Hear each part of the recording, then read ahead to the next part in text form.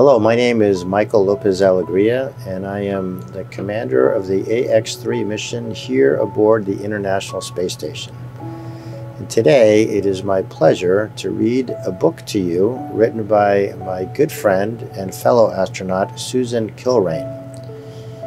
It's called An Unlikely Astronaut.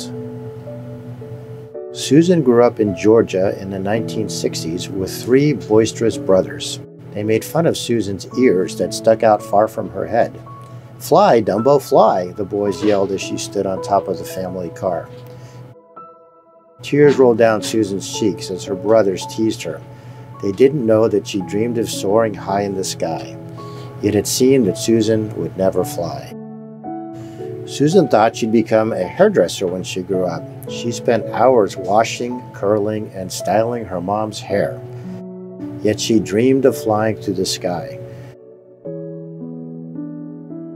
Susan was convinced that girls weren't smart enough to do much when they grew up. Would she ever be allowed to fly? Achieving her dreams felt unlikely. Susan's family didn't have much money, so they didn't take vacations or eat at restaurants. Instead, Susan would beg her dad to take them to the airport to watch the airplanes take off and land. The colorful little propeller airplanes raced across the sky and came swooping in for landing. Susan fell in love with the airplanes and decided she really wanted to be a pilot. "But I'm a girl," she thought. "It seems unlikely that I can be a pilot." One day, when Susan was in math class, she realized that she understood what the teacher was explaining. She looked around at all of her classmates, and everyone else, even the boys, seemed lost. She thought, "I kind of like math." Making all the numbers follow the rules made good sense to Susan. She started getting good grades in her math classes. She knew that pilots needed to be good at math. Maybe it wasn't so unlikely that Susan could be a pilot after all. When she was 15, Susan entered a speech contest at school where the winner got a free flying lesson. She worked very hard to give the best speech, and she won. Susan loved zipping around the skies, banking this way and that, and then landing on the runway just to take off again.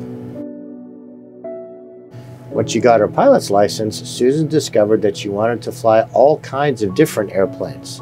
She wanted to zoom higher and higher and faster and faster. The fastest plane Susan knew about was the space shuttle, being built to fly in space. Maybe I could fly in space, she began to hope. Then she told herself, nah, girls can't be astronauts. It's so unlikely. Susan decided to join the Navy and learn to fly really fast jets. She still hoped to become an astronaut. Then one day, the most wonderful thing happened. A woman named Sally Ride flew on the space shuttle. Susan was so happy. But she didn't just want to fly in the space shuttle, she wanted to be the pilot. Since women are not allowed to train to be a space shuttle pilot, Susan's dream still felt unlikely.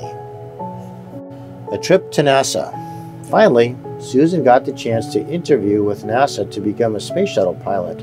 3 women interviewed for the job. Susan was the youngest and the least experienced, so it was unlikely that she would be chosen. Susan had always worked hard, so she passed all of the tests. Her interview went well, but she had to wait for months to find out if she would become a space shuttle pilot. She still thought it seemed unlikely that she would be chosen, but she was hopeful.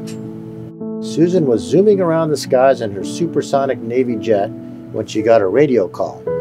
NASA wanted to talk to her. Well, I don't know what they're going to say, but at least the waiting is over, she thought. Susan nervously parked her jet. As she made the phone call, she held her breath. "Susan?" The man on the phone said, "Do you want to pilot the space shuttle?" Jumping for joy, Susan started yelling, "Yes!"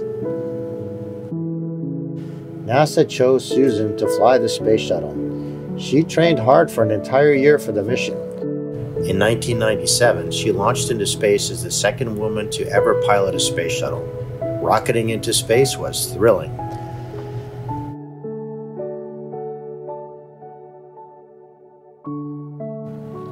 There she is.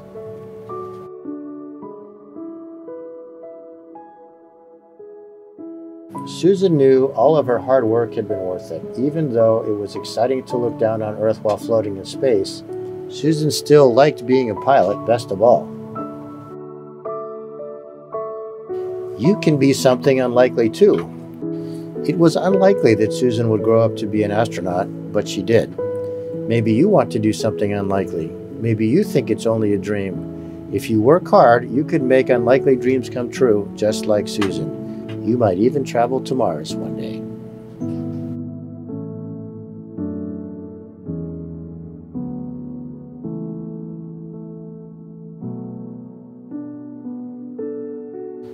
That's the end of the book, my friends. I hope you enjoyed it as much as I did.